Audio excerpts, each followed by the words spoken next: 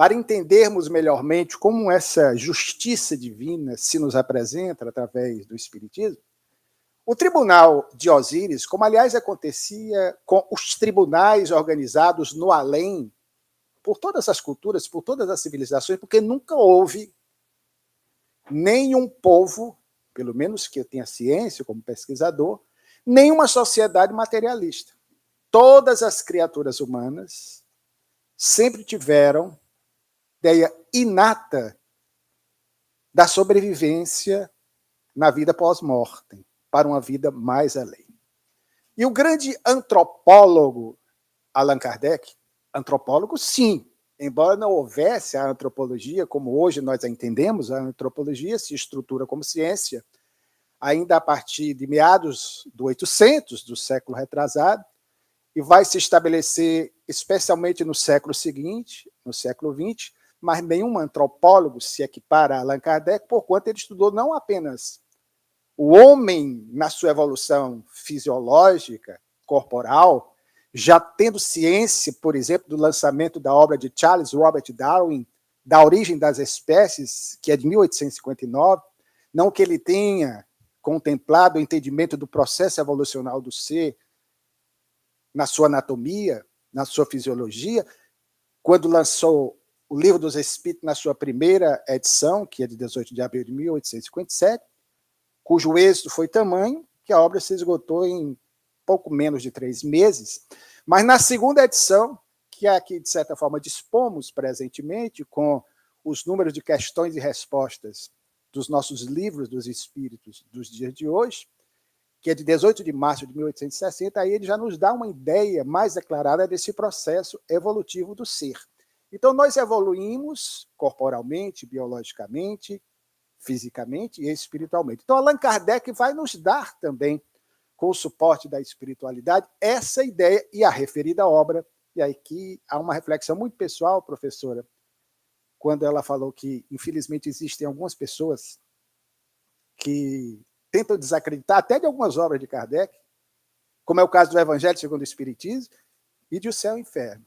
Eu diria que isso é compreensível em parte porque o livro Céu e Inferno, seguido um ano após a publicação de O Evangelho segundo o Espiritismo, e vejamos que Allan Kardec faz todo um preparo, metodologicamente, ele, a partir de 1862, ele decide mudar o rumo de algumas abordagens que eram eminentemente científicas, porque ele sente que muitos de nós, espiritistas, estávamos embevecidos, e isso é importante, claro, com apenas o viés cientificista das investigações, das pesquisas, de alguns fenômenos de efeitos físicos, mas ele ressaltava a necessidade imperiosa, daí o Evangelho segundo o Espiritismo, que resgata a substância da mensagem de Jesus, para que nós restabelecêssemos aquilo que é o grande escopo que o Espiritismo veio nos mostrar. A mensagem de Jesus que nos concita a transformação interior. Reconhece-se, dirá ele mais tarde, em O Evangelho segundo o Espiritismo, o verdadeiro espírito não por ser uma alma pronta, acabada, perfeita, santa, aspas, mas por ser alguém como nós, de mediana evolução, que tombamos, que caímos, que vamos ao chão, mas que nos soerguemos e prosseguimos na nossa jornada, tentando vencer as nossas más tendências, as nossas más inclinações, para nos encaminharmos a ser no futuro, como foi Bezerra de Menezes, o professor Herculano Pires e outros tantos mais missionários do bem, um homem de bem, que é aquele que em plenitude se exercita por viver a lei de justiça, de amor e de caridade. Mas, voltando a essa questão, porque Allan Kardec também analisa para nós o que se sucede na vida pós-morte, e aí repetindo, essa obra que é tão rejeitada, O Céu e o Inferno, lançada em agosto de 1865, ela talvez seja compreensível porque é uma obra dirigida de forma contundente a nós espíritas.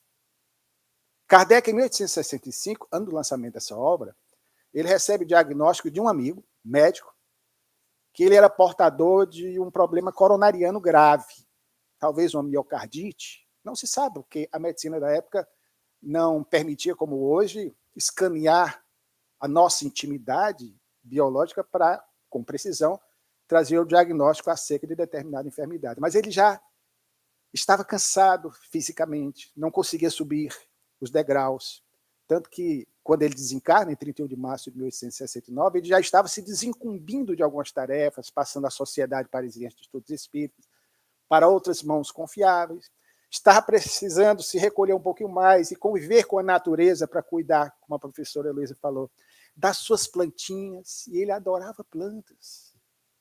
Fazia estudos de botânica na Vila de Segui, deixando a passagem de Santana, quando desencarna, quando estava, inclusive, empacotando, além de alguns livros, alguns apetrechos, alguns objetos pessoais. Então, essa obra vem nesse momento em que ele também, naturalmente, como homem, já pensava nessa questão. Mas eu digo que a obra é um alerta contundente a todos nós, porque essa obra vai mostrar, que é a perspectiva que o Espiritismo nos traz, que céu e inferno não são essas zonas que mencionamos na resposta há pouco dada no mundo espiritual, embora haja regiões espirituais que se assemelham ao céu, ao inferno, como vamos, na sequência, na outra parte da nossa exposição, aqui, mais especificamente, falarmos.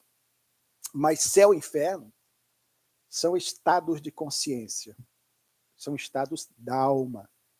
Se Jesus asseverou de forma contundente que o reino do céu se estabelece primordialmente no ímã do coração da criatura humana disposta a transformar-se, por sua vez, o inferno e o purgatório também estão em nós. Então, essas mensagens que os imortais trazem nessa obra magna, há 160 anos lançada por Allan Kardec, é um alerta para nós, espíritos, que não basta ter conhecimento de como se estabelece a mecânica de relação entre as duas dimensões existenciais, no nosso plano material e o mundo espiritual.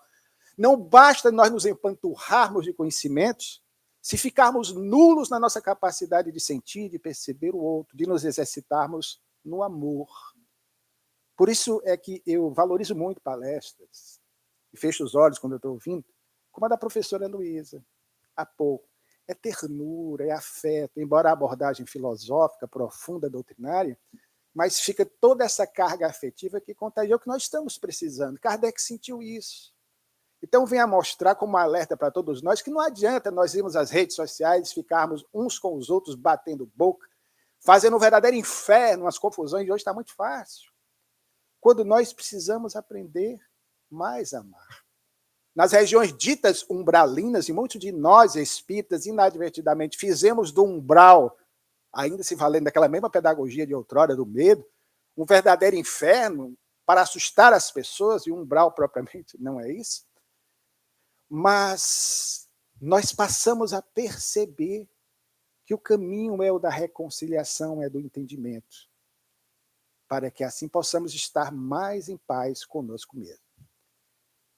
A lei de Deus, diferentemente das leis humanas, graças a Ele, não são grafadas e escritas em papéis, ou antes, em tábuas de argilas, em pedras, em papiros, em pergaminhos, em papéis, em livros. Elas não podem, as leis divinas, ser, como nós fazemos com as leis humanas, mexidas, modificadas, adulteradas. Porque nos dizem os espíritos reveladores que esse tribunal ao qual todos nós um dia, no término da nossa carreira evolutiva, iremos, na presente jornada, entre uma e outra existência, quando nós retornamos ao mundo espiritual, vamos passar pelo nosso juízo final individual, que é o ajuste, aspas, de conta conosco mesmos. Porque o tribunal de Deus, as leis divinas, isso quem diz são os imortais, em resposta à questão de número 621 da obra magna, o Livro dos Espíritos. Está esculpida, grafada no ímã do nosso ser, na nossa própria consciência. Eu posso enganar vocês. Nós podemos nos enganar e, infelizmente, muita vez fazemos isso. Mas nós não nos enganamos a nós mesmos. Porque chega o momento do ajuste de contas com esse tribunal interior a cada um de nós. Mas voltando à deixa dela, o tribunal de Osíris é muito interessante. Quando a alma ela fazia a grande viagem através do submundo do Egito antigo, nessas regiões em que, através de um rio infernal, a alma peregrinava para ser submetida ao tribunal de Osíris, e toda uma coorte de 42 divindades.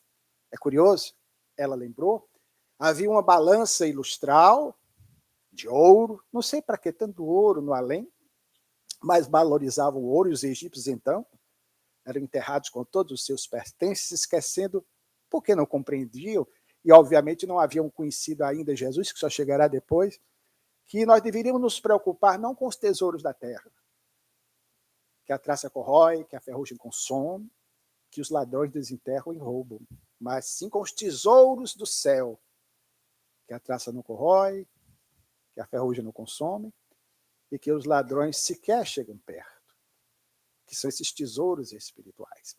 Então você tinha, a alma vinha fazer essa peregrinação e se ajoelhava diante de Osíris. Anubis, que é talvez o deus egípcio mais querido, talvez por sua configuração exótica, os egípcios, eles representavam a sua divindade de 3 maneiras. Zoomorficamente, a forma de animal; antropomorficamente, a forma de um ser humano, como a maior parte das religiões; ou de forma híbrida, mesclando as duas formas. Antropozoomórfica, antropo, homem, zoo, animal, morfismo. Lembram lá dos Power Rangers? Está na hora de morfar.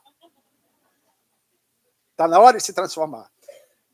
Então, você tinha Anubis, que era um dos deuses mais queridos ainda hoje. Eu coleciono deuses egípcios, eu gosto dessas coisas.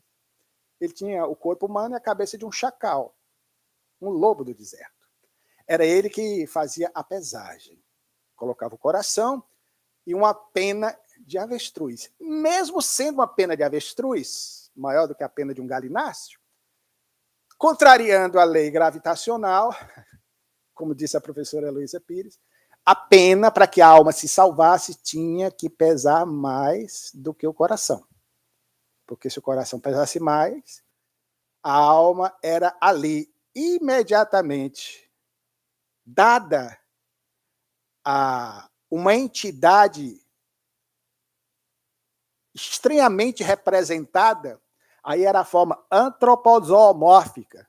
Ela tinha o corpo humano, às vezes representava metade de leopardo, metade de hipopótamo, e a cabeça incrivelmente bela de um crocodilo. Devia ser um bicho lindinho chamado de Zolbeck. E ali imediatamente devorava a alma, ou seja, embora espiritualistas, imortalistas, havia essa condição. A alma poderia desaparecer ali. A alma não era tão imortal, era mortal, porque se não preenchesse esses requisitos da balança de Osíris, ela seria tragada e desapareceria, e não teria o prêmio da eternidade. Então veja como as coisas são interessantes. De igual forma, uma outra cultura que é grandemente importante para nós, e veja como esses elementos, embora nós não percebamos, fazem parte das nossas crenças. Essa, por exemplo, acredito que alguns já ouviram falar. A civilização grega. A civilização grega falava da grande viagem da morte a qual a alma era submetida, em que o ser desencarnado atravessava o Estige, uma região também no Hades, nessas zonas infernais, do submundo da crença desses povos que acreditavam tanto na região infernal, o Hades, como nos campos elíseos, que, sob certos aspectos, se assemelhavam ao nosso céu. Vejam que todos os povos falavam de uma região semelhante à do paraíso, paradisíaca, de felicidade, para onde iriam as almas que trilharam pelos caminhos do amor, da fraternidade, do bem, como também aquelas que malbarataram as suas oportunidades existenciais e foram para essas zonas infernais. Então, a alma peregrina, ainda errante, ela tinha que seguir pelo Estige, o rio da morte, e aí chegava na beira do rio e ficava aguardando a barca de Caronte. Caronte era um personagem bem interessante, travestido da seguinte forma: um manto roto, negro, envolvia aquele ser que tinha a cabeça de um esqueleto. Veja como é interessante. Caronte era o barqueiro que conduzia, mas mediante um pagamento. A alma tinha que levar uma moedinha de prata, colocada na mão por debaixo da língua. Até no além se paga, nessa concepção, passagem de transporte coletivo. Aliás, não custa nada vocês procurarem uma moedinha de prata, guardar no bolso, porque, tendo em vista que talvez lá Caronte não aceite Pix, até porque o celular perde logo a sua carga, né? Então é preferível manter uma moedinha, não custa nada. E o fato é que Caronte recebia e levava a alma para a mansão de Zeus, o principal deus do Olimpo, correspondente à versão romana de Júpiter. É interessante que a cultura medieval, com essa proposta pedagógica do medo, e aí volta a questão do medo da morte, para assombrar mais ainda as pessoas, os filmes de terror estão aí para isso. Aliás, as crianças adoram filme de terror. Não adianta colocar que é proibido para menor de 18 anos, que elas dão um jeito de assistir. Eu adorava o Drácula, do Christopher Lee, da minha infância. Alguns se lembram, os clássicos, né? Eu não sou da época do Bela Lugosi, não, que é aquele mais antigo. Eu sou da época do Christopher Lee. Desencarnou não faz muito tempo, velhinho, já nonagenário. E eu não conseguia dormir, assistir, olha que com os efeitos da época, né? Hoje os filmes são bem diferentes, mas todo mundo gosta disso. Faz parte ainda, é, né? Uma espécie de sadomasoquismo da criatura. E aí o fato, queridos, é que Caronte foi importado pela cultura medieval e transformado no símbolo da morte. Só que, em vez do remo do barco, trocaram por uma foice, com a qual ele ceifava a vida física das pessoas, levando-as consigo para o além. Imagine, até hoje pode olhar nas pinturas medievais e até recentemente a morte simpática, meio esquálida, é verdade? Ela era assim representada. Então havia esses tribunais exteriores. Mas a proposta que o Espiritismo nos traz é exatamente essa de que entendamos que os ajustes que todos nós faremos no termo da nossa jornada é conosco mesmo. Onde está o teu coração? Aí está o teu tesouro. Fernando de Souza, você me dê só o rumo aí que eu me perdi em relação ao tempo. Faltam 50 minutos ainda?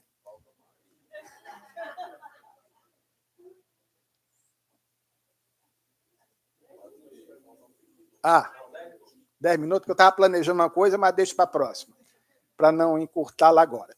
Então, nós vamos ter exatamente essa ideia, que, infelizmente, a própria igreja medieval restabelece.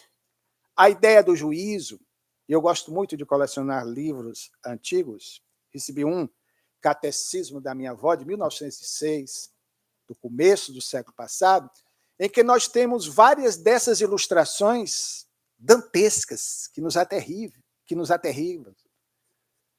Essas ilustrações mostram, por exemplo, esse tribunal, devidamente representado, sendo Zeus, ou melhor, Deus representado como Zeus, da cultura romana e grega, na versão romana Júpiter, e aí colocam Jesus do lado direito e toda uma corte seráfica de anjos, de seres de uma elevação espiritual que ali se encontram para testemunhar o dia da nossa prestação de contas. Então, se dá essa ideia ainda de um tribunal com essa configuração. A própria ideia, e sempre gostamos de lembrar, porque Allan Kardec aborda isso em O Céu e o Inferno, de anjo e de demônio, nós acabamos inadvertidamente distorcendo, trazendo para uma interpretação que não corresponde até mesmo àquilo que se encontra nas Escrituras. A palavra anjo, isso Allan Kardec vai definir para nós, presente nesse nosso tribunal de ajuste de conta final, adrede preparado às nossas almas, no dia do juízo final, entendendo aí como juízo final de cada existência, não aquele que muitos esperam na transição de mudança de estágio de mundo, que acontecem também, mas não daquela maneira em que Jesus voltaria para separar o joio do trigo, os bodes das ovelhas, esses tribunais que ainda hoje nos amedrontam, mas os anjos são simplesmente mensageiros do além, enviados por Deus. Seremos todos nós esses espíritos, até porque tem uma música conhecida do Movimento Espírita Nacional, o Grupo AME a interpretou muito bem, que diz que todos nós um dia seremos anjos. Mensageiro.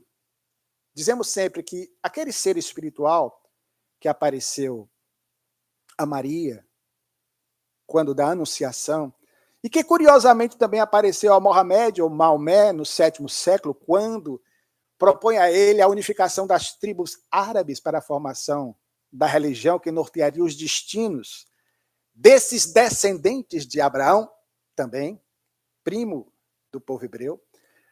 Esse ser que a tradição chamou de Gabriel, dando a ele um nome próprio, não era o nome próprio, mas simplesmente a expressão designativa de anjo, de mensageiro, que a palavra Gabriel, no hebraico, quer dizer moço de Deus. Então, era essa a representação que nós encontramos em relação a esses seres que vão nos conduzir no entendimento dessas tradições de fé ao dia do nosso juízo. Da mesma forma, e nós colocamos isso no curso básico de Espiritismo que o Instituto de Cultura Espírita oferece, sempre gostamos de fazer questão de lembrar, porque aí volta a história da pedagogia do medo, falamos en passant apenas do demônio, mas a ideia do demônio, que tanto nos apavora, realmente é uma figura que causa aquele frisson, aquela sensação, aquele arrepio do dedão do pé ao último fio de cabelo da cabeça. A ideia de demônio ela tem 3 sentidos, ou 4, se quiserem.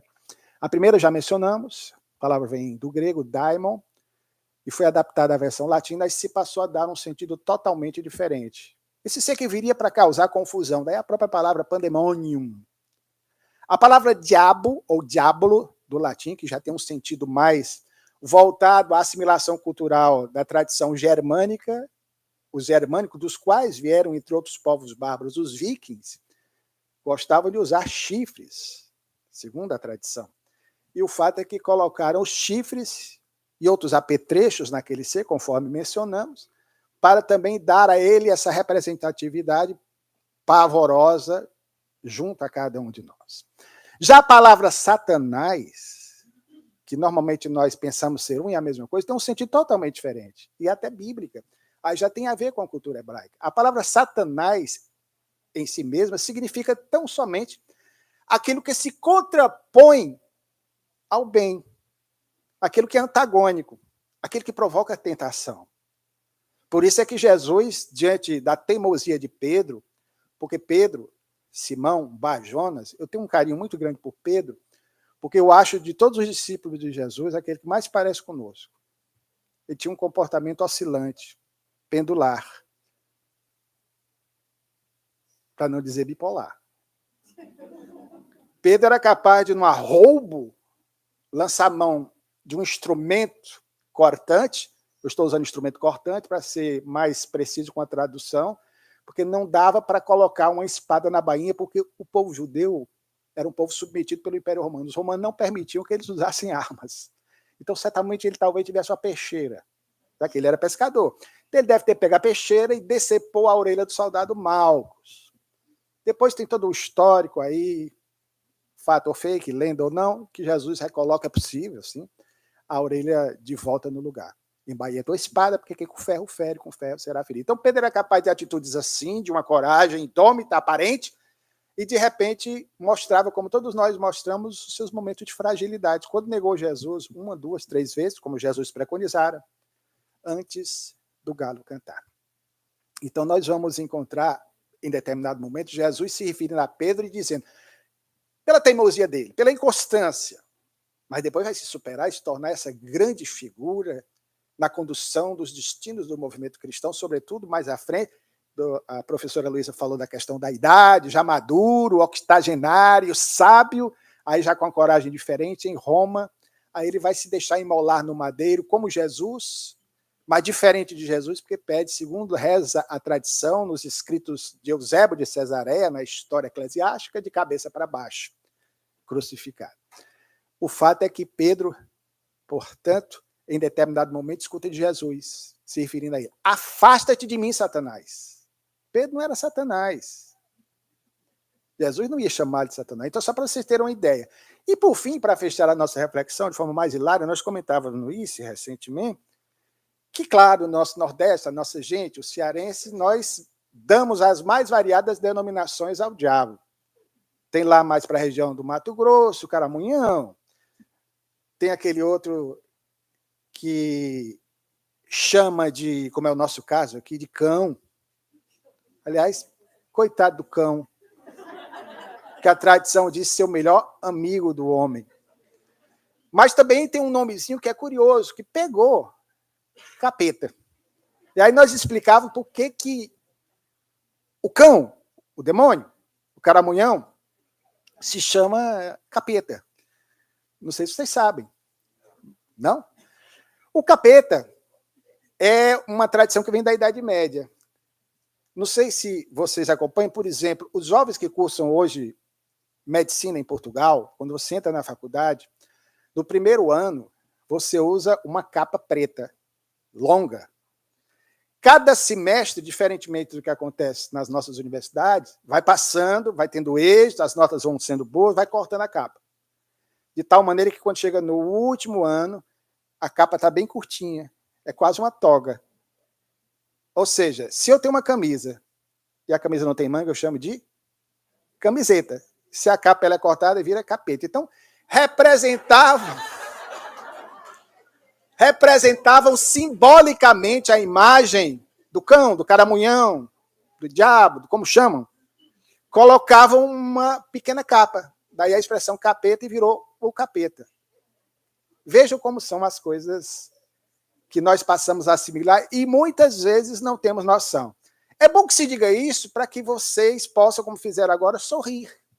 Porque Leon Denis, de quem falamos há pouco, e mostramos o nosso amor por ele, a professora Heloísa também, dizia que o bom humor é esse incentivo constante a que a alma consiga se libertar dos grilhões que aprendem a um passado de dor e de sofrimento. Podem observar que todas as grandes almas que passam pela Terra, Chico Xavier, o professor Herculano Pires, eu dei ao Francisco um retrato do professor Herculano Pires, parece um Papai Noel, branquinha, cabecinha, branquinha, bigodinho, um sorriso largo, porque normalmente a gente não tem uma ideia de como ele era. Kardec era extremamente bem-humorado. É porque as fotografias da época, não sei se vocês sabem, por que só tiram fotografia até meados do século XIX, não tinha ninguém rindo, não. Primeiro era um sufoco. Eu dei de presente agora há pouco um livro do Dr. Bezerra, a professora Heloísa. Há uma fotografia, professora, no livro da segunda esposa do Dr. Bezerra, porque a primeira desencarnou e ele se casou com a irmã materna. E aí há uma fotografia que eles foram bater no estúdio da época. Aí tem ele, sorridente, feliz, no dia do noivado, e ela bem jovem, com a cara um tanto zangada. Aí, olhando de forma mais acurada para a fotografia, eu fui entender por quê. Aí eu vejo o sofrimento também de quem batia foto. Naquela época, diferentemente de hoje, nós, obviamente, não tínhamos os celulares. A fotografia é uma invenção dos anos 1840 de Niepce, que foi sendo aprimorada. Então, para você bater fotografias, usando a expressão da minha infância, bater fotografia, tirar fotografia, você tinha que ir a um estúdio. O estúdio normalmente ficava no pavimento superior, havia uma claraboia, você tinha que ter um vidro para que a luz do sol penetrasse. E você ficava debaixo do sol, de paletó, de gravata, ouvindo o fotógrafo dizer, espera aí, vamos repetir. Espera aí, vamos repetir. Isso 1 hora, às vezes 40 minutos. Imagine, sol a sol. Você tinha que usar esse horário específico. E, normalmente, você usava anteparos aqui nas costas. E eu identifiquei na fotografia da segunda esposa do Dr. Bezerra, quando você amplia, você vê um anteparo aqui. Então ela, coitadinha, novinha, já estava com a cara zangada, porque não aguentava mais, porque não podia se mexer. Qualquer mexida da foto ficava trêmula. Então, já que estamos falando de céu e inferno, era um verdadeiro inferno tirar a fotografia naquela época. Por isso que eu entendo Allan Kardec daquele jeito. Mas ele devia sorrir, como ele, Gabrielle Boudet, a sua grande e inesquecível companheira. Casou-se com uma mulher, diferentemente daquela época, na contramão, que ele se tornaria uma grande companheira para o resto da vida, 10 anos mais velha do que ele. Atitude de sabedoria. É sério? É. Tanto é que ela, mesmo mais velha do que ele foi em 1865, ela só se foi em 1882, né? Lá na frente, 83, lá na frente do tempo. e ainda foi a grande condutora do trabalho dele depois que ele nos deixou. Quando eu desencarnar, se me permitirem, porque também a gente do lado de lá está numa escola, não nos esqueçamos, somos alunos, alunos ainda do jardim de infância, no meio de trilhões de planetas e bilhões de irmãos. Então, quando eu chegar, quando eu puder me comunicar, eu vou falar: gente, somos o que pensamos. Criamos nossas dificuldades, encarnados ou desencarnados. Temos tudo para ser felizes e não conseguimos tantas vezes. Por quê? Porque nos apegamos a tolices. Às vezes cisma com uma profissão como aquele pai que está levando o filho para o futebol e que ele chora porque o filho não é tão bom como ele queria, e o filho chora, criando já um problema para o filho que vai ter alguma dificuldade mais tarde. E nós mesmos criamos a cada dia nossos problemas. Se pensarmos um pouco, essas mulheres até lindas que vão tirar bochecha, pôr silicone na perna, elas vão se julgar quando amadurecerem e vão falar: que pena, como eu era atrasada. E nós mesmas, quando mergulharmos no passado, nessa encarnação, os sonhos da infância, da juventude, os sonhos com o príncipe encantado, que às vezes cai do cavalo, bem como a princesa, às vezes se dá mal, faz parte da caminhada. É um lugar para aprendizagem, mas é uma escola linda, linda, linda, mas para aprendermos a arte de bem viver. E colocamos dificuldades, mas temos exemplo, Irmã Dulce, uma freirinha minúscula, com problemas no pulmão. O André Luiz Peixinho falava para mim, ele trabalhava no hospital, também no hospital da Irmã Dulce. Eu falo para ela: irmã, você está doente? Senta. Ela não quer, Heloísa. Falta uma enfermeira, ela vai trabalhar. Onde está a Irmã Dulce? Sempre somos interexistenciais. Existimos ao mesmo tempo na Terra e no mundo espiritual. Indivíduos existem na Terra que estão sempre nas luzes do universo. São dois ambientes unidos, o material e o espiritual. Já dos índios caiapós, Irmã Dulce, Madre Teresa de Calcutá, meu Deus, a AIDS em pleno vapor, ela briga com o pessoal do hospital e funda um hospital para criança com AIDS. Elas foram educadas nessa encarnação para ficarem rezando, mas quando viram a dor, esqueceram e batalharam e auxiliaram a tantos. Francisco Cândido Xavier estava no céu aqui na Terra. O sorriso dele ia de um lado a outro. Estava sempre preocupado em ajudar os que nada tinham. E ele o que tinha? Tinha uma casa que ganhara dos amigos encarnados, inclusive uma das casas a Nena que deu. Trabalhava dia e noite até se aposentar. E ainda do ordenadinho separava dinheiro e dava para quem tinha fome, os conhecidos dele. Esses indivíduos já estão onde quer que se situem, no céu. É o céu interior, como nós tantas vezes preparamos o nosso inferno interior. É o indivíduo vaidoso, que nunca está contente com o corpo que tem, pelo amor de Deus. É o indivíduo que quer ficar rico a qualquer preço, magoa, fere, luta. Outro dia eu soube de um caso muito triste, de um moço que largou a mulher para ficar com uma senhora rica, saiu na televisão. E depois ele começou a maltratar a senhora rica porque queria que ela morresse para ele ficar com a herança. Aí foi uma vergonha, a família interferiu. Agora eu, muito curiosa, queria saber como está a situação, ainda não sei. Ele pegou todo o dinheiro da senhora rica. Esse moço estava numa terra tranquila, ele criou um inferno para ele mesmo. aqui do lado de lá. E essa senhora também foi muito tola, ela caiu na conversa do príncipe encantado com mais de 80 anos. Deixa eu nem falar, tem uma madeira para bater. Ainda bem que eu não tenho dinheiro, já não vou atrair um príncipe. Então, a vida, às vezes, tem situações que a gente diz, mas em que mundo estamos? Aí a gente vê dois políticos que se agridem, um pega toda a sujeira do outro, publica, fazem campanha, daqui a pouco estão se abraçando e trabalhando junto, buscando os mesmos eleitores que se unem também e votam neles. Nós somos indivíduos muito interessantes, dignos de um estudo. Luciano, estude-no, não eu, eles. Porque às vezes eu me pergunto, gente, como pode? Atacam qualquer coitado que tem uma vantaginha e permitem que os chamados grandes da terra, porque têm dinheiro, façam o que quiserem. Às vezes vêm umas leis e, de vez em quando, faltam leis.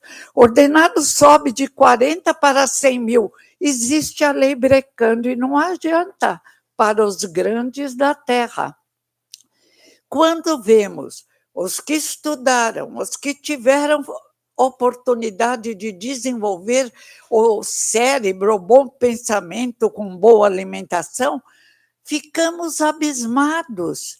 Como esse indivíduo continua amarrado ao passado, abaixando a cabeça para aqueles que têm dinheiro e virando as costas aos melhores que podiam ajudá-lo a crescer espiritualmente. Estamos no mundo que merecemos. E o inferno só existe quando o criamos dentro de nós, sabendo dos nossos erros. E é claro, se criamos, o nosso pensamento constrói e destrói. Jesus, se olhardes para uma mulher cobiçando-a, já cometeste adultério. Jesus, se tiverdes fé do tamanho de um grão de mostarda, nada te será impossível. Agora a ciência fala. A ciência admirável, como meu pai chamava o espiritismo, dá agora as mãos em tantos pontos para a ciência atual. Somos o que pensamos. Atraímos aqueles que pensam como nós. Somos resultado de nossas atitudes, de nossos pensamentos e de nossa falta de estudo. Temos que nos modificar. Primeira fase, a cartilha. Mas são livros às vezes difíceis, se aprofunde neles. Peça ajuda. Pesquise na televisão, Dr. Google, amo o Dr. Google, às vezes ele dá umas furadas, mas é raro. Em geral, eu é que dou. Porque estamos nos educando, agora esquecemos de nos educarmos e queremos nos encantar com a vida. Olha o futebol, tudo bem, maravilha, distrai as pessoas, mas está excessivamente. As pessoas estão se afundando, brigas entre uns que torcem por um time, outros que torcem. Os ônibus se encontram, sai quase morte. Meu Deus, séculos se passaram e continuamos crianças tolas. Vizinhas se atropelam, se batem, brigam. Em condomínios, pessoas que estudaram, fizeram uma universidade, tiveram tempo de pensar, e outras que são tão inteligentes, que são mais inteligentes do que nós, que mal sabem falar. Tem uma senhorinha em Votuporanga, Dona Regina, mãe do moço lá, que eu sempre vou. Ela me encanta. Ela mal fez uma escola e ela tem uma inteligência brilhante e quer trabalhar dia e noite. Outro dia ela teve um câncer na mão, ela falou, não me amarrem em casa para os filhos, eu morro, eu quero trabalhar, eu posso continuar plantando e cuidando das minhas plantinhas, está sarando. O pensamento dela é uma força, sorri o dia inteiro. Cada um constrói, já estamos no mundo que construímos, só vamos nos projetar com mais consciência. Então, pelo amor de Deus, já começa a educar as crianças. A morte não é castigo, a morte não é castigo. E não fica com aquilo, teu amigo meu. Ai, meu Deus, eu preciso juntar dinheiro, que o que esses filhos meus vão fazer? Não prestam para nada. Falei para ele, pelo amor de Deus, para com isso.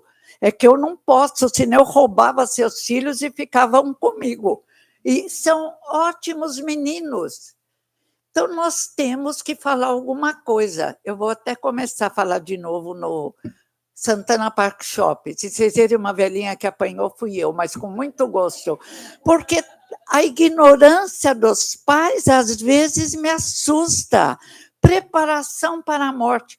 Criar peixinhos no aquário. E nós aprendemos que eles morrem, que não é castigo, que eles vão para um céu que tem aquários maravilhosos. Foi assim que me educaram, talvez porque eu fosse um espírito tão necessitado que tinha pai, mãe, tios e avô maravilhosos. Fala, só vai ou racha dessa vez. Eu já melhorei um pouco. E também, que céu é esse que...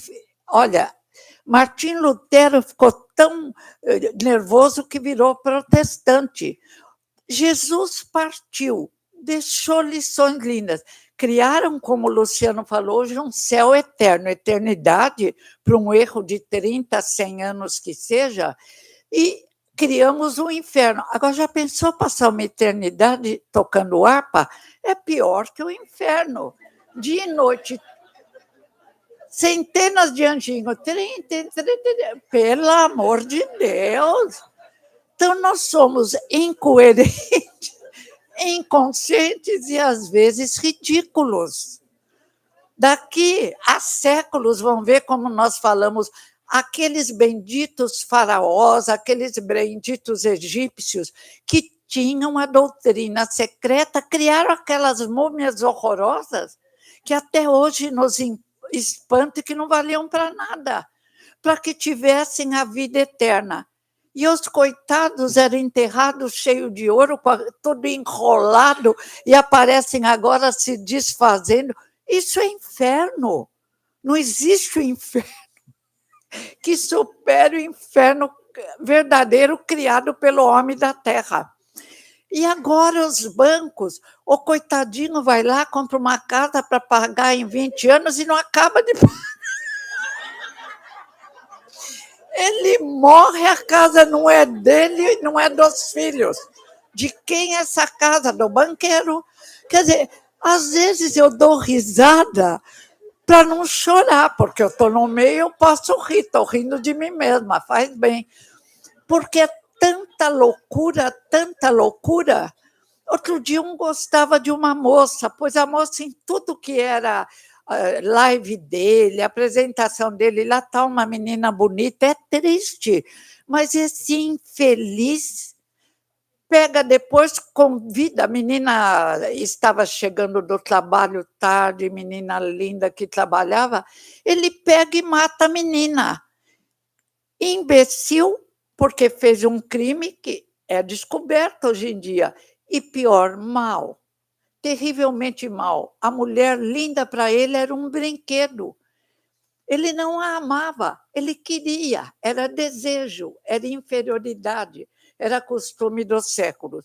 Nós somos, coitadinho, esse está no inferno, porque descobriram, porque vai entrar no inferno da cadeia, que é terrível também, embora tenha saidinha. Na saidinha, alguns matam outros. Às vezes matou a mãe, a Susana Richefort, e saía no Dia das Mães.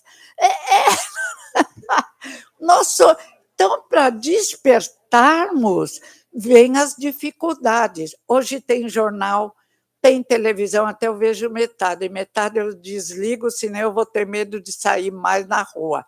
Tá louco.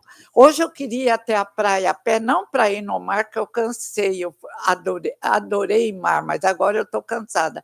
Mas para olhar, eu não tive coragem. Eu falei, daqui até lá, não sei se tem. Eu falei, eu tenho que parar com isso. Se precisar, vou num especialista, numa psicóloga. O que eu estou escondendo atrás desse medo? Pelo amor de Deus. Quer dizer, uma sociedade maluca, injusta, que tenta colocar medo em tudo, e aqui, num carnaval maravilhoso, o carnaval lindo, ficam todos pulando, dançando. Eu falei, meu Deus, se eu fosse Deus, eu mandava uns 10 raios para já acabar com essa raça. Não é possível. Método didático perfeito. Leis de amor dentro de nós. Convite desde a primeira revelação com o querido Moisés, que temos que agradecer todo dia. Não roubar, não matar, não levantar falso testemunho. A lei está ali. Médium precioso. A mediunidade dele aparece até no Deuteronômio. Falei certo? Aparece lá. Recebeu o livro, a Bíblia cheia de médiuns, profetas, espíritos, anjos. O Luciano explicou hoje. Meu pai escreveu um livro lindo, A Bíblia na Visão Espírita, e diz assim: não há uma palavra de condenação ao espiritismo que vem desde o horizonte primitivo. Nós que inventamos, estávamos com outra expressão religiosa, colocamos condenações. O reverendo e teólogo islandês Haraldo Nilsson escreveu um livro, Espiritismo e Igreja, e diz: não existe uma palavra de condenação ao espiritismo. É um degrau da nossa história dos judeus, higiene que devíamos fazer naquela época. E vamos crescendo. Segunda revelação, minha paixão, Jesus de Nazaré. Só de lembrarmos dele, a luz se acende em nosso coração. Eu durmo pedindo para Jesus alegria de viver, capacidade de educar meus filhos com amor, sem medo. Já o outro me manda parar de sorrir para não ser assaltada, só faltava. Mas sem medo e aprendendo com coisas simples. Onde foi o peixinho, mamãe, ou agora vovó? Foi com o vovô que está lá no céu. Lá é lindo. Depois vai crescendo, já vai falando, é um modo de falar céu. É um lugar bonito que nós já temos aqui na Terra. Quando pegamos um livro para ler, um livro bom, quando vocês pegam, eu adorava Monteiro Lobato, adoro ainda. A gente entra num céu, num mundo diferente. Então, depende de nós, onde vamos colocar nosso pensamento. Eu hoje tentei ver televisão, mas não sabia mexer. Toda hora, mente negra, mente negra.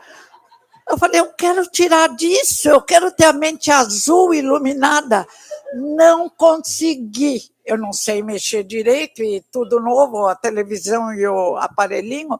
Aí eu desliguei a televisão e dormi. Falei, era só crime, mente negra. E por que ofender o negro também? É uma cor bonita, a noite negra é linda. Então, é um exagero em tudo. É educar.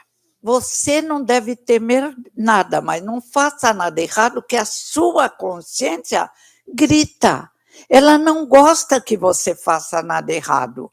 Olha, não adianta esconder. Às vezes você quer esconder da vovó, mas tem espíritos bons vendo, seu anjo da guarda que está com você, sempre ajudando você. E evangelho no lar. Não tenho tempo para reunir a família. Como não tem tempo? Não vê seu futebol? Pega uma hora de futebol e fica com a família. Evangelho no lar é indispensável. E espiritualidade, se ficar pensando só nesse mundo e nesse corpo, viram com problemas mentais. Quando eu vejo mulheres lindas com boca derramando café, como diz o doutor Dibro, 2 médicos que eu assisto sempre, doutor Dibro e doutor Nassif, mulheres que põem aquele silicone que faz mal para a saúde, perde o sono, tem reação alérgica, e aí elas chegam lá imensas e querem mais. e querem mais. Os dois falam, não fazemos. Ah, mas eu vou achar quem faça. Eu penso, não tem jeito, essa não tem jeito. Ela está criando o inferno dela, do lado dela ela só vai ver seio para cá, seio, silicone para cá, silicone, e vai imaginar caindo em cima dela, porque ela tem uma consciência. Então, na realidade, a Terra podia ser o paraíso. E nós dificultamos a vida na Terra. A pessoa está ganhando bem, tem uma aposentadoria razoável. Ai, não, eu preciso ganhar mais dinheiro. Por que você quer mais dinheiro? Você já tem uma aposentadoria boa. Ai, deixar para os meus filhos. E eles querem? O que eles preferem? Uma mãe amável ou uma mãe louca, um pai louco, que só quer dinheiro, dinheiro, dinheiro, e que ensina um desvalor como se fosse valor? Acho que foi o Luciano que falou, ter o necessário e consciência tranquila para ser feliz. Livro dos Espíritos. Eu me aposentei, não fiquei rica e nunca pensei em ficar e não quero. E estou bem. Agora, preciso dar mais aulas, preciso porque eu quero isso, eu quero aquilo. Para, a vida é um sopro iluminado. Passa tão rápido e é tão gostosa que ninguém quer ir embora, mas, ao mesmo tempo, criam os seus problemas. Aquele pai, que vontade de dar uns tapas naquele pai. Não eduquei batendo, nunca, não aprendi apanhando, mas aquele merecia. Desejar que o filho seja um grande jogador de futebol. Vai trabalhar, pai. Seu filho não tem que te sustentar, que é isso? E doutrinando o menino. Quando meu filho inventou essa de... meu filho não. Meu neto inventou essa de futebol, falava para o meu filho, para com isso. Deixa o menino fazer o que ele quiser. Tem jogador de futebol que fica drogado, infeliz, não é o dinheiro, senão os faraós teriam ido para um céu. De onde tiramos essa ideia de nos apegarmos a umas moedinhas de ouro, convencionando riqueza, é ter ouro, é ter roupa boa? O que é isso, gente? A vida não é para isso. A vida é para aprender a arte de bem viver. Jesus de Nazaré nos ensinou. As mártires cristãs. Eu comprei um livro, é uma senhora protestante, pensei que ela era católica. Ruth Salviano, As Mártires Cristãs. Eu chorei. Depois da partida de Jesus, que nos exemplificou que a morte não existe, ressuscitou no terceiro dia, os apóstolos covardes se tornaram corajosos, porque viram aí, a maioria morreu, mas sem reclamar, porque viram que a morte não existe. As mártires cristãs, uma menina, adolescente, 13 anos, seguidora de Jesus, sempre aparecia quem denunciava. Quem denunciava deve estar no inferno ou algo semelhante, que quando começa a clarear o pensamento não vai ter sossego. Aí reencarna com problema de consciência, não sabe, ideias indefinidas e talvez no sonho definidas. Kardec é o ser do corpo. Durante o sono, muitas vezes até pessoas com deficiência intelectual que têm devido ao corpo físico como um computador quebrado, impede um especialista de se comunicar, durante o sono, para a psicologia das mãos, são pessoas sumamente inteligentes que pediram essa prova porque erraram no passado. Olha que coisa linda! Não se pode classificar nem através de atitudes de inteligência ou não. Depende. Então, é uma visão, como diz o meu pai, espiritismo é doutrina do futuro. Nós, amarrados no passado e no presente, temos dificuldade em entender abstração, crescimento mental, ler boas coisas. De vez em quando eu recebo as revistas caras. Minha filha, quando eu faço aniversário, ela me dá também revistas caras. Ela fica tão feliz e eu também adoro ver a vida dos artistas. O que tem? Oro por eles, acompanho o nascimento de filhos. Nós criamos nossa alegria vivendo feliz. Às vezes eu me pego sorrindo, lembro do meu filho, mãe, fecha essa risada. Daqui a pouco, porque quando eu penso em como somos crianças, em como ficaremos luzes, sois Deus e sois luzes, eu me animo. E eu posso adiantar um pouco isso, não muito porque falta material, mas através, inclusive, do Dr. Silva Costa Renato, os cientistas que viram em Kirov, na Rússia, que o corpo bioplásmico, que é o perispírito, quando pensamos e fazemos o bem, acende luzes, vira um céu estrelado. Quando pensamos mal, dizem os parapsicólogos, e Kardec confirma, aliás, na linguagem de Kardec, o nosso corpo bioplásmico apaga luzes e fica escuro, nebuloso, pesado. Criamos o nosso inferno. Nós. O coitado do demônio que não existe não tem culpa. Agora, atraímos espíritos necessitados pela afinidade mental. Kardec, em A Gênese, explica bem.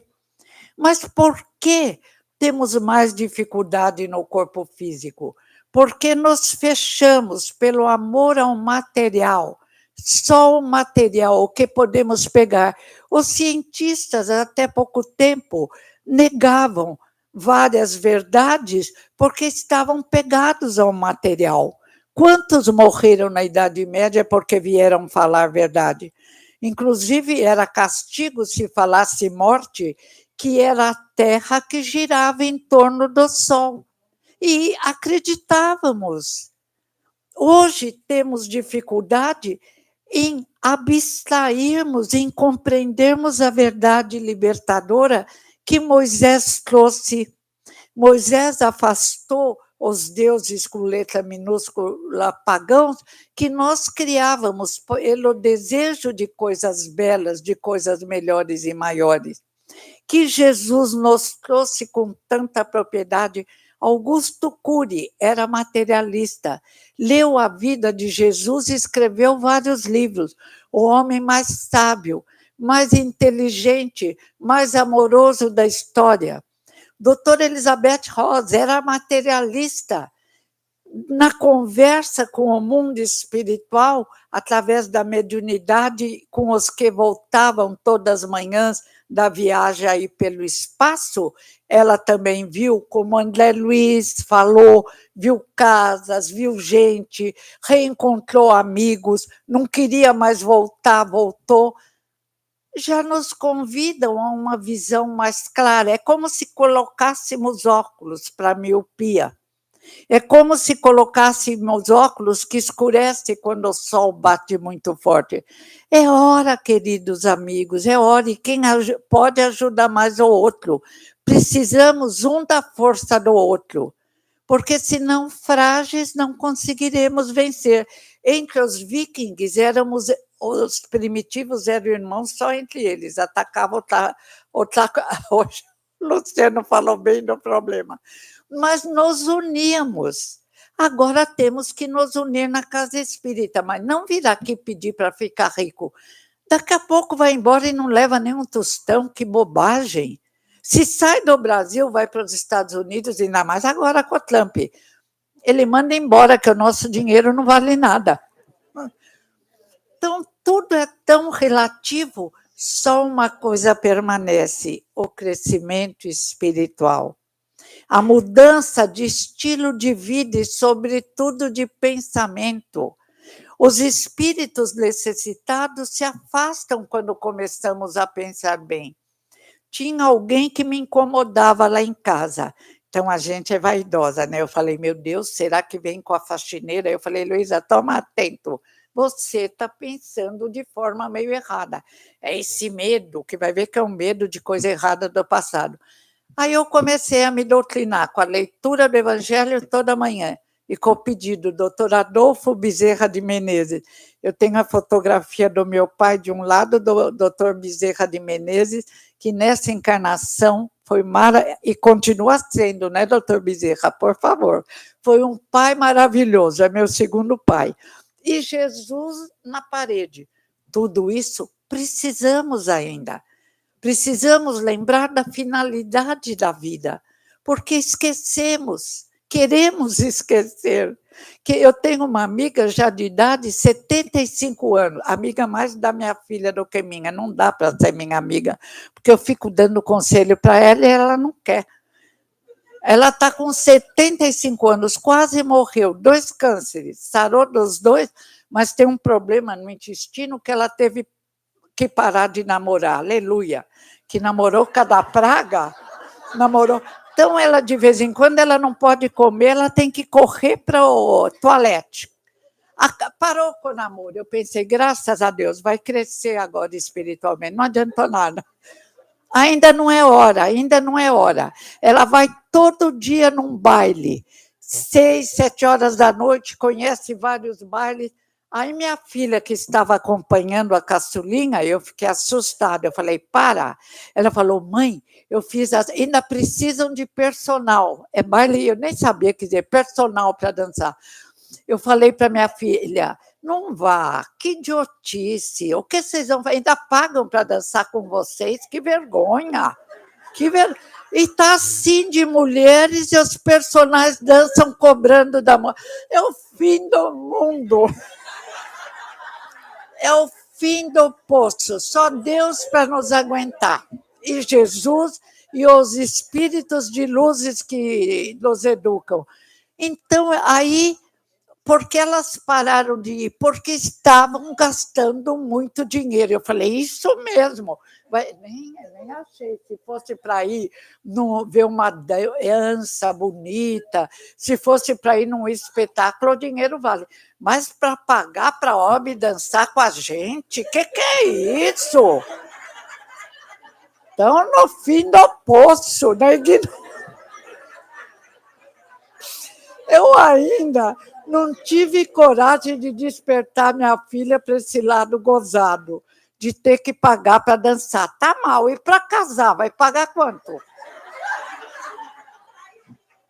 Não, eu não sei se a gente merecia o inferno ou se isso é pior do que o inferno, porque a burrice dá desgosto.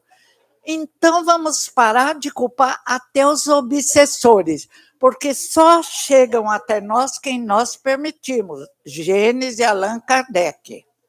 Atraímos pela afinidade espiritual. O convite é alegria de viver.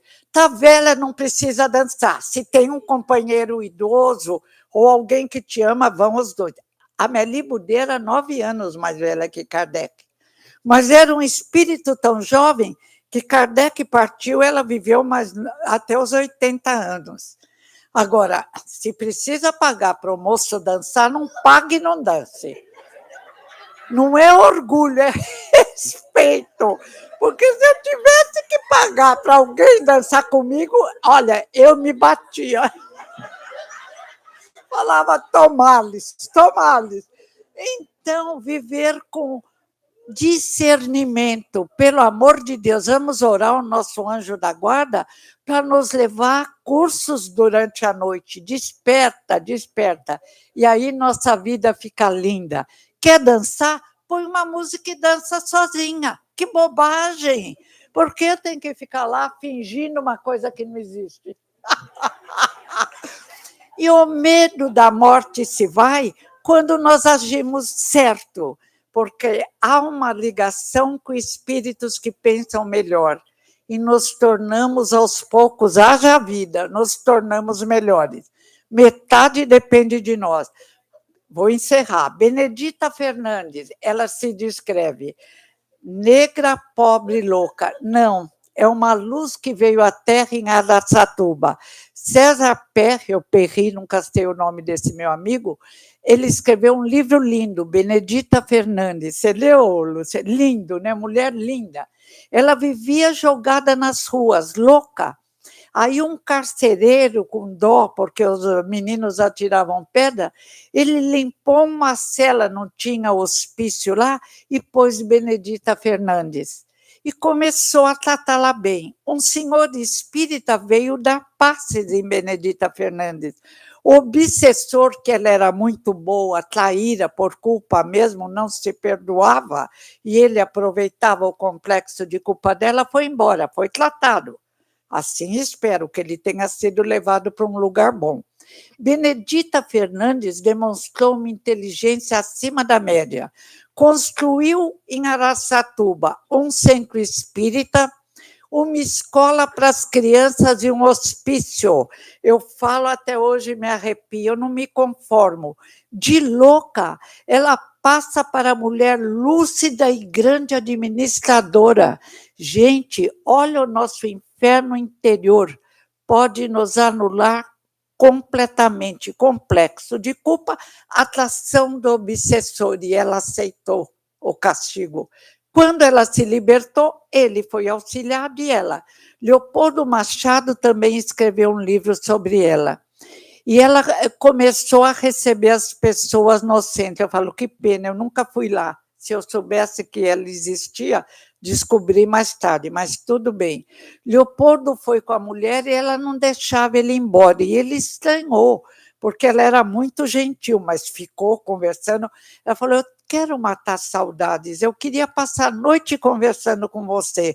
E isso eu ia deitar na mesa e dormia. Não, essa é meu pai e minha mãe que faziam consolando quem perdeu filhos.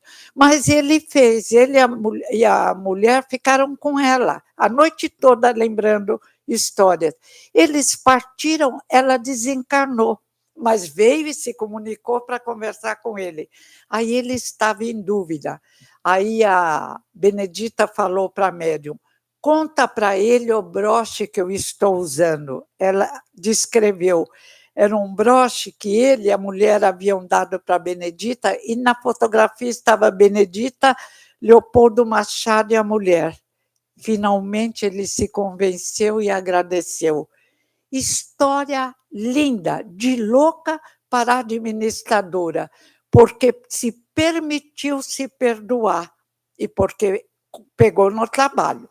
Mãos vazias geram cabeça vazia, que gera perturbação.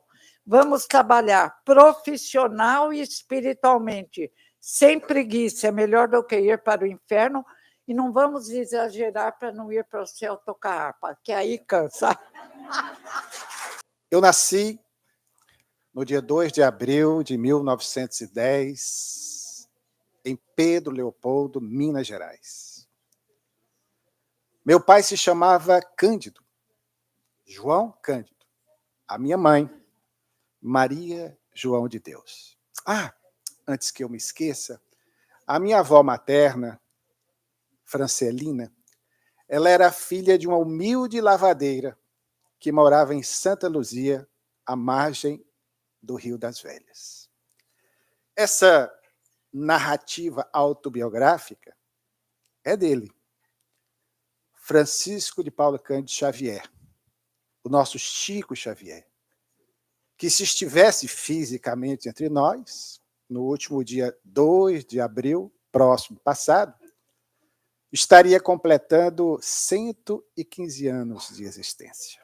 Ele nos deixou no dia 30 de junho do ano de 2002, aos 92 anos, de uma vida plena, de dedicação extrema à mensagem de Jesus e do Espiritismo.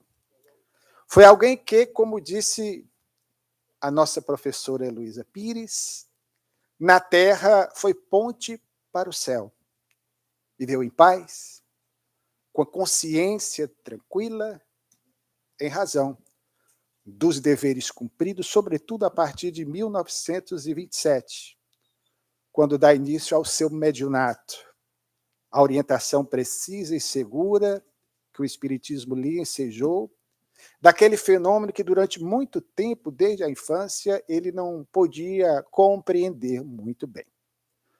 E Chico, num período grave da história da humanidade, que foi o período da Segunda Grande Guerra Mundial, entre 1939 e 1945, trouxe do mundo espiritual obras que nos deram novos rumos em relação ao que se sucederia com a alma humana na vida além desta vida. Antes, porém, em 1941, ele nos possibilitou, no estabelecimento do que se convencionou chamar de circuito mediúnico, uma mensagem passada de Paulo para Emmanuel, que repassava para Chico Xavier, a antológica obra, o clássico da literatura espírita, Paulo e Estevão, em que ele consegue trazer para nós, com a beleza da narrativa emanuelina, nuances formidáveis da vida de Paulo e de Estevão, duas figuras icônicas grandemente responsáveis por nós estarmos aqui, assimilando a mensagem de Jesus, em razão do empenho dos dois, e especialmente de Paulo, cuja trajetória, historicamente, é registrada em o livro Atos dos Apóstolos, através de suas epístolas, se dispôs a percorrer o mundo antigo, nos seus mais longínquos rincões, a fim de divulgar a mensagem de Jesus. De igual forma, em 1944, Chico Xavier recebe do mundo espiritual, mercê da determinação do espírito de André Luiz, a série que se inaugura com a obra Nosso Lar. E nos lembramos desse fato porque no dia 28 de julho de 1971, quando aconteceu na extinta rede Tupi de televisão, o célebre programa Pinga Fogo, sucesso de audiência, de tal maneira que depois se fez uma segunda edição. Mas nessa primeira edição, o professor Herculano Pires, apresentado como amigo de Chico Xavier, faz-lhes algumas perguntas exatamente acerca da importância tanto da obra de Emmanuel, no tocante à obra Paulo e Estevão, como também de André Luiz, quando ele pontua duas das obras, inclusive uma delas recebida em parceria com o também citado Valdo Vieira, Mecanismos da Mediunidade e Evolução em Dois Mundos.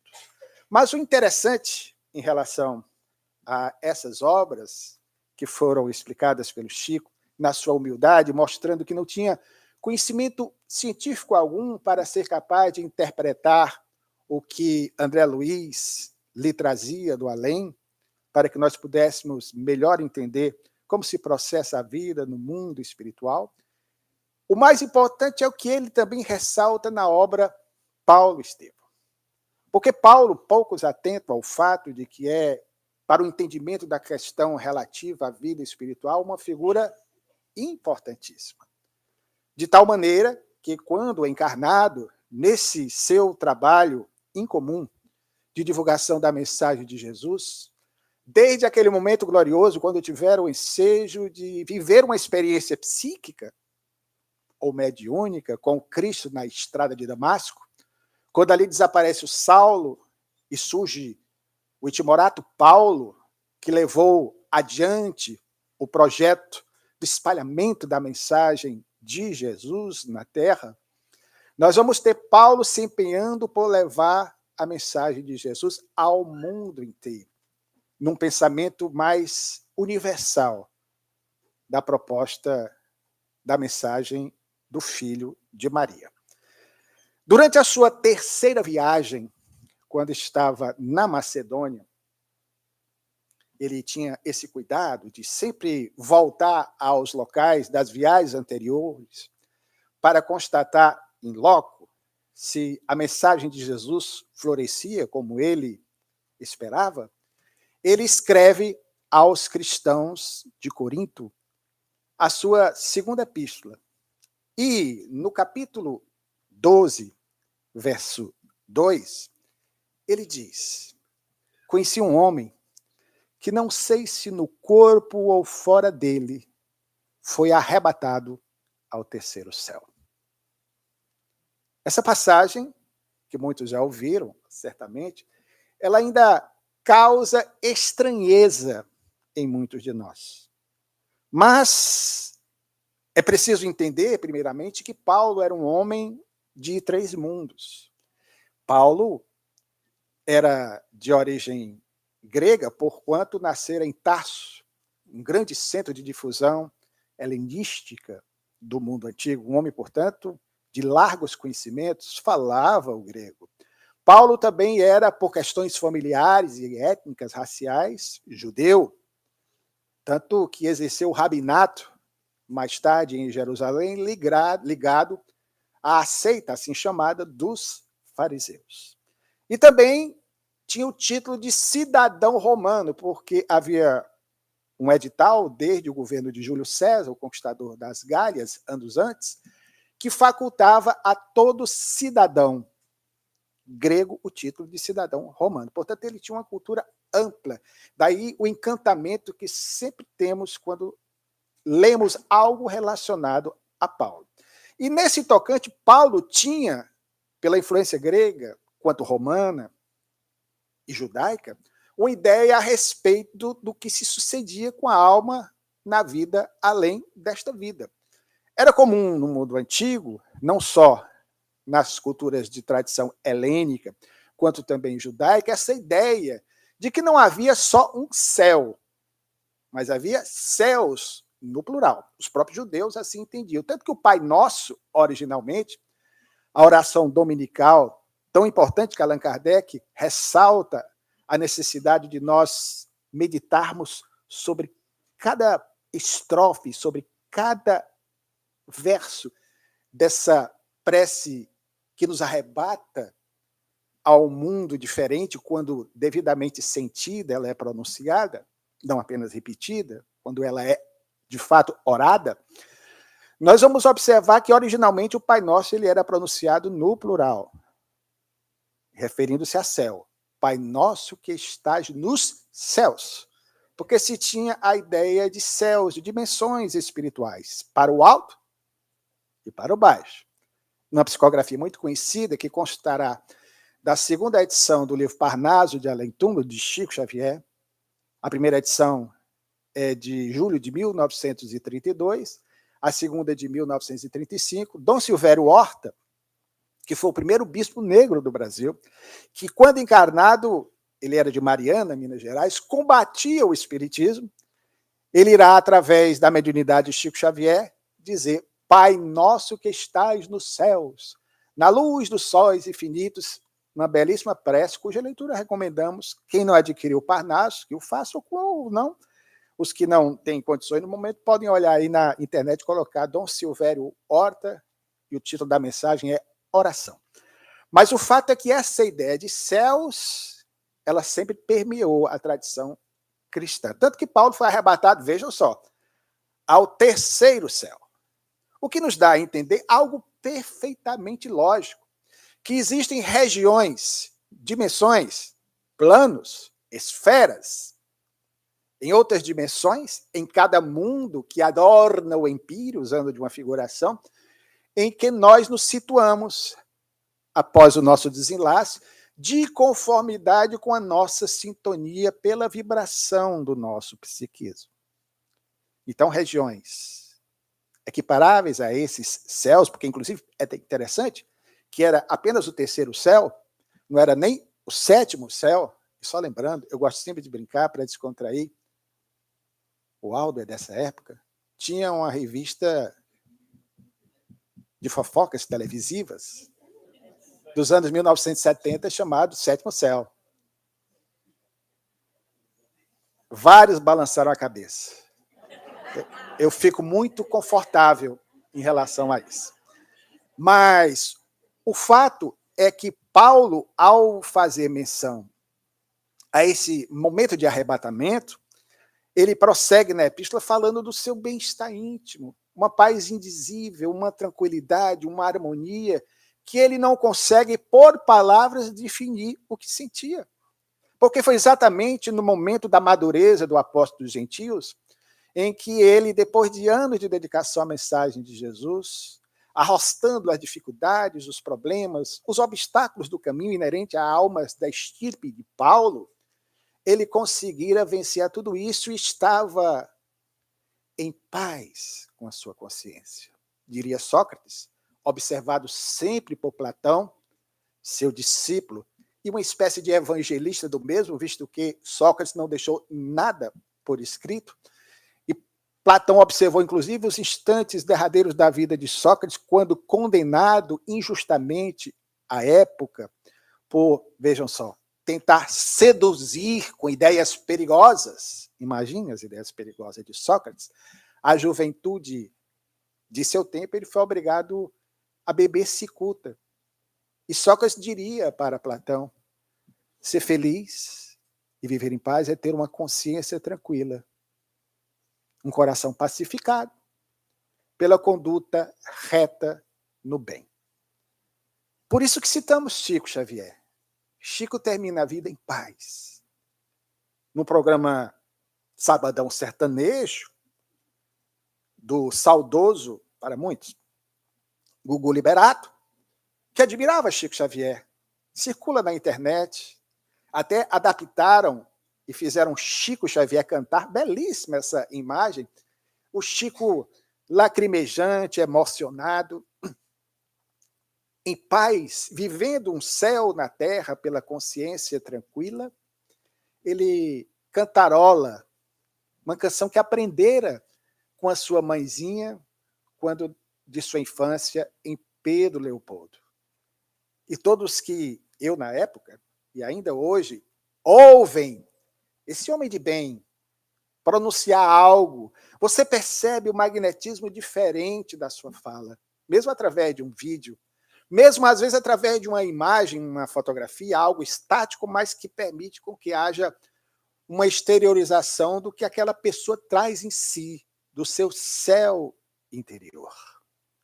Essa ideia de céu, como também de inferno, tão falada nesta tarde e noite de fraternidade, como dissemos, ela é tão antiga quanto a própria humanidade. Kardec não foi o primeiro, obviamente, Kardec apenas sistematiza, e como nenhum outro, com o seu método, com a sua didática, por isso que ele veio como professor, como pedagogo, ele vem com esse escopo. Mas, curiosamente, um homem que nasceu no dia 29 de janeiro de 1688 e desencarnou também, já velhinho, no dia 29 de março de 1772, nasceu em Estocolmo, desencarnou em Londres, chamado Emanuel Swedenborg, praticamente 100 anos antes de O Livro dos Espíritos, só que no ano de 1758, ele lança uma obra no qual, resultado das suas vivências paranormais, psíquicas, mediúnicas, sobretudo com os seus desdobramentos espirituais, ele visita regiões do mundo espiritual. E escreverá, curiosamente, nesse mesmo ano de 1858, uma obra a qual ele vai dar o nome de O Céu e o Inferno. Em 1847, um homem notável, contemporâneo de Allan Kardec, chamado Louis Alphonse Carranet, pouco lembrado nos nossos dias, ele era um autodidata, ele era um torneiro mecânico. E em 1847, Carranet, cuja obra Arcanos da Vida Futura Revelados, publicada em 2 tomos, em 2 volumes, fazia parte da biblioteca pessoal de Allan Kardec. Kardec lança mão dessa obra, lançada coincidentemente 10 anos antes de O Livro dos Espíritos, 1847. Nessa obra surpreendente, e que poucos sabem, descobrimos das pesquisas que fizemos nos jornais do Rio de Janeiro, notadamente no Jornal do Comércio, ela foi vertida à língua portuguesa por um médico homeopata integrante da equipe de Bento Muri, que ao lado de João Vicente Martins, foram os introdutores da homeopatia e de estudos relacionados ao magnetismo nessa fase pré-espirítica do nosso país. Essa obra foi vertida à língua portuguesa. Mas o que é que diz interessante nessa obra? Vejam só. Antes dos fenômenos de Hydesville, ou concomitante aos mesmos, que a partir de 1847, nós vamos ter Carranet falando da vida no mundo espiritual. E, para tanto, ele lança mão de 3 médiuns médiums sonâmbulas. Olha que Kardec travou contato com isso, especialmente uma delas. E nessa obra, para estupefação dos leitores de então, e muitos brasileiros que leram o primeiro tomo na língua portuguesa, nós não sabíamos disso, ele fala de planos espirituais. Ele fala da importância e do poder da oração. Ele fala mais do vestuário dos espíritos, algo que somente em 1861, com o Livro dos Médiuns, Allan Kardec vai tratar. E fala, portanto, desse estado de harmonia, de equilíbrio, ou não, que as criaturas vivenciamos do outro lado da vida. Alguém pode perguntar, mas por que esse homem não é lembrado? Claro, ele não teve o método de Allan Kardec. Kardec foi o concurso, único, é incomparável. Tanto que até hoje estamos aqui a falar dele e as gerações vindouras também falarão. Mas houve outros que vieram antes e posteriormente que trouxeram essas mesmas mensagens, porque elas são naturais e não sobrenaturais. Elas são universais. Todos nós cremos nisso. Todos nós e os povos do passado sabem da existência dessas regiões espirituais, que o espiritismo apenas, hoje, aí sim, de uma forma mais adaptada ao nosso entendimento, valendo-se de um raciocínio lógico, nos traz para que nós possamos compreender, como disse Jesus, essas verdades em espírito. Em verdade, arrematando esse pensamento por Paulo, quando nos fala da necessidade de buscarmos a essência, a substância dessas questões transcendentes da vida. Paulo, portanto, tinha noção a respeito dessas regiões. E vai ser esse mesmo espírito, vejam só, e poucos atentamos para esse fato, que no Evangelho segundo o Espiritismo vai trazer a última mensagem que encerra o capítulo 15 dessa obra, que é de uma importância tamanha e grandemente responsável para o projeto de divulgação do Espiritismo em nosso país. Só um detalhe que poucos se lembram. Em 1862, Allan Kardec lançou um opúsculo, enquanto preparava o Evangelho segundo o Espiritismo. Nesse interregno, nesse intervalo de tempo de 1861, com o Livro dos Médiuns, até a publicação de O Evangelho segundo o Espiritismo, ele lança, além da viagem espírita, uma obra intitulada O Espiritismo na sua expressão mais simples. Essa obra que poucos espíritas conhecem, ele inclusive faz um resumo, tem ali um substrato, uma essência interessante do conteúdo do Livro dos Espíritos. Quando ele ressalta, inclusive, a importância de nós encararmos a morte como fenômeno natural. Essa obra que os irmãos podem dispor e facilmente baixar na internet, tem 35, 36 páginas, ela foi, vejam só, traduzida para a língua portuguesa na França, em Paris, por um francês chamado Alexandre Cany. Alexandre Cany, ele, poucos sabem disso, ele veio ao Brasil em 1844, juntamente com outros imigrantes franceses, estabeleceu-se numa colônia agrícola em Santa Catarina. Ali ele conhece uma jovem brasileira com quem se casa, e 2 anos após, ainda nos anos 1840, ele retorna a Paris. Essa jovem brasileira, embora nós não tenhamos informações precisas a respeito dela, assim como o próprio Cany, irão mais tarde trabalhar, a partir de 1858, com Allan Kardec na Sociedade de Estudos Psíquicos, fundada em 1858. E Cany, portanto, tem autorização de Kardec para verter a vários idiomas, com o intuito de divulgar o espiritismo, e em português. Ou seja, sob certos aspectos, partindo do pressuposto de que as primeiras obras espíritas na nossa língua, e nem todos falavam francês, muitos espíritas, pensadores brasileiros, obtiveram o Livro dos Espíritos na década de 50 ainda, no final dos anos 50, depois da publicação da primeira edição do Livro dos Espíritos, e nos anos 1860. Mas nem todos sabiam falar francês. Então, as primeiras obras espíritas efetivamente traduzidas, o Livro dos Espíritos é de 1875, mercê do esforço de Joaquim Carlos Travassos. Fortúnio era o seu pseudônimo. Aliás, foi quem presenteou Ele está me dando 5 minutos, eu estou dando tchau.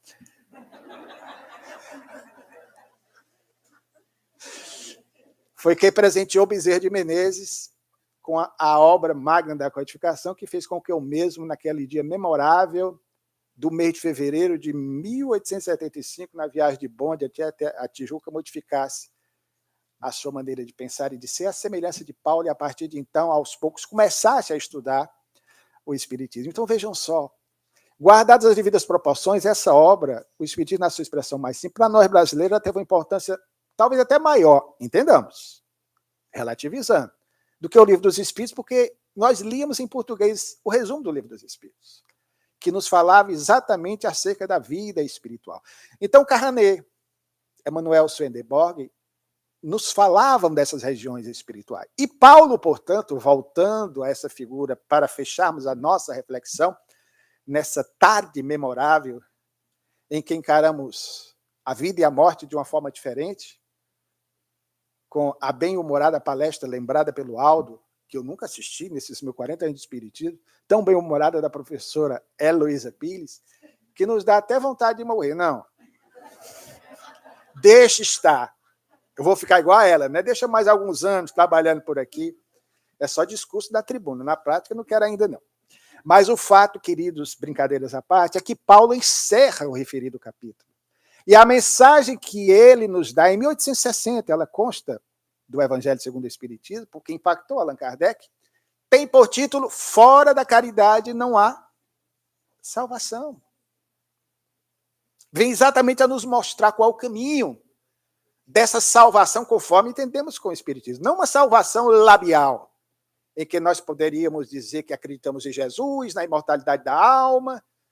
Não basta pronunciar, como infelizmente muitos assim o fazem nos dias de hoje.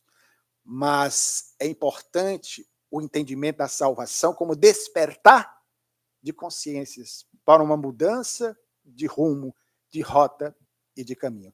Kardec ficou tão impactado com essa obra que é a mensagem de Paulo, que pega o seu título e o coloca exatamente como o título do referido capítulo. Nem sempre nós atentamos para isso. Fora da caridade, uma salvação. E mais tarde, levanta uma bandeira como dístico do Espiritismo, exatamente o fora da caridade. Não há salvação. Mostrando que esse é o caminho. Que através do afeto, porque a palavra caridade, charitas, caritas, eu brinco sempre, porque nas versões à língua portuguesa, por uma questão de semântica, mudam-se muitas palavras. Porque algumas mensagens que nós recebemos de irmãos evangélicos vem a palavra amor. Eu poderia falar da língua dos anjos e dos homens, mas se eu não tiver amor, aí vem toda a tradução. Mas os textos originais, e Allan Kardec pega acertadamente, é caridade. Ah, mas é um e a mesma coisa? Diz Emmanuel que a caridade é o amor em ação. Eu brinco sempre, só para descontrair, já disse isso em outra oportunidade. Mas, às vezes, quando você traduz uma palavra, nem sempre, necessariamente, o termo é correspondente. Eu digo sempre no tocante à caridade. Eu brinco e digo que a palavra caridade tem, entre outros sentidos, o de ser o mesmo que afeto, carinho, ternura.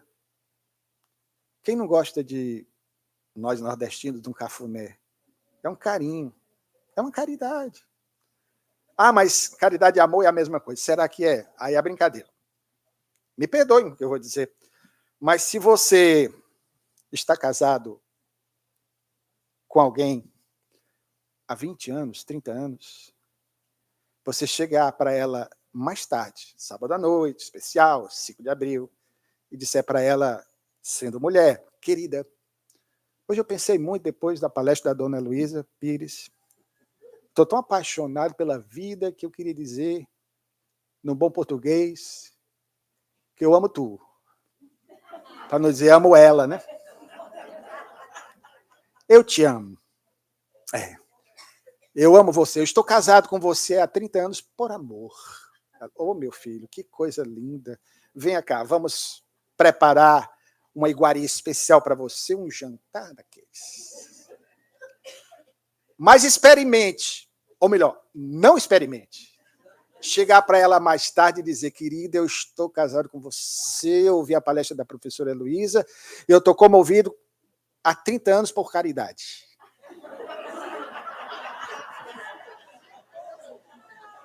Garanto-lhes, homens aqui presentes, que se tiver casinha de cachorro em casa, vai dormir nela.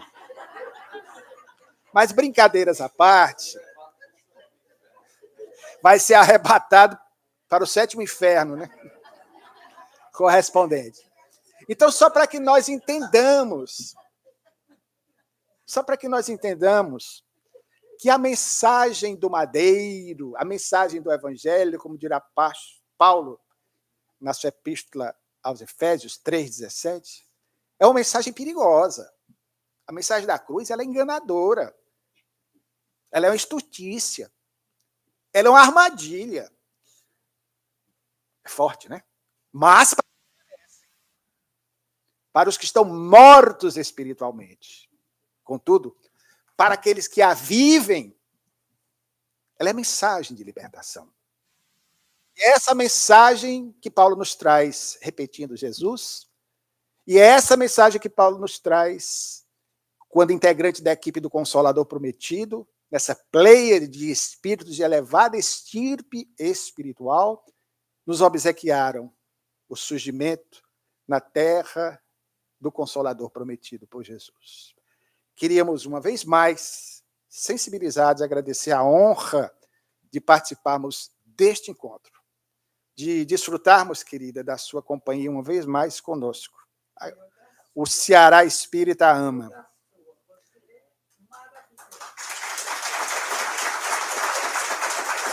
Lembrar, emocionado nesse instante, meu querido irmão e amigo Francisco Cajazeiras, meu companheiro de casa espírita, João Evangelista, há mais de 30 anos, e que no próximo mês de maio estará aniversariando, completando 5 aninhos do seu retorno ao mundo espiritual. E que certamente continua aqui representado pelos seus amigos diletos, fiéis. Ele já está com a cabecinha branca, o Aldo não. Eu ainda vou entender esse fenômeno sobrenatural. Mas gostaríamos, nesse clima de saudade, de um pouco de tristeza pela ausência momentânea desses seres que tanto amamos, aqui me despedir de vocês lembrando de um poema que tem tudo a ver com esse nosso encontro.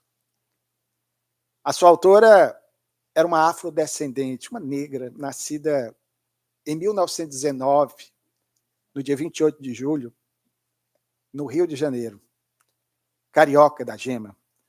E ela, que não era espírita, no momento de profunda interação com o mundo espiritual, nos brindou com esse poema, com o qual aqui eu me despeço de vocês, agradecendo a paciência, que tem por título Eu Nunca Serei Pó. Quando ela nos diz, eu nunca serei pó, nunca, porque sou alma. Sou espírito e em pó não me farei. Morrerá meu corpo, pouco importa. Que vire pó a minha carne morta, se desta carne livre um dia eu falarei. Eu nunca serei pó, nunca, porque sou alma. E a alma é luz. Seja luz negra ou doirada, a luz não se rebaixa à sepultura. Poderá ter seu brilho nas alturas ou mesmo lá no cais, pálida, trepidante, cintilante. Eu nunca serei pó, nunca, porque sou alma. O corpo é uma veste, uma roupa, uma indumentária apenas com que Deus reveste qualquer ser etéreo, só para realizar os seus mistérios, quantas forem as experiências terrenais. Eu nunca serei pó, nunca, porque sou alma. Se o corpo acaba no feral abismo e desafia Deus, o destroço chamado a morte, ridícula e vã, silhueta de ossos, chamada Caronte, a alma não a recebe nesse batismo. Eu nunca serei pó, nunca, porque sou alma. E um dia, ébrio de amor, sob o influxo do evangelho do Cristo em minha vida, brilharei entre as estrelas límpidas e claras do universo, quando desta carne me encontrar despida.